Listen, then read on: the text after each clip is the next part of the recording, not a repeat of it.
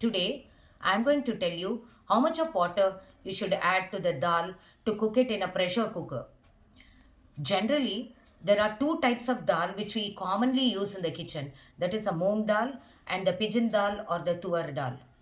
Moong dal. This is used for making curries and vegetable dals.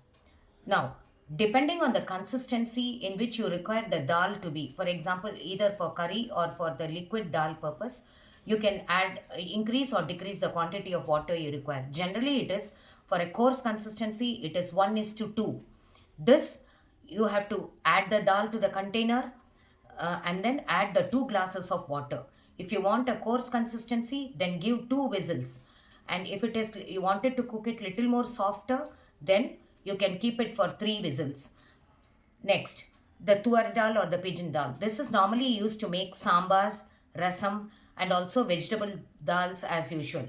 Now, the common ratio for water and the dal for tuar dal is 1 is to 3. This you will get a nice mashed consistency and medium thickness, and then cook it for 3 whistles. You can keep it in sim mode for about 3 to 5 minutes.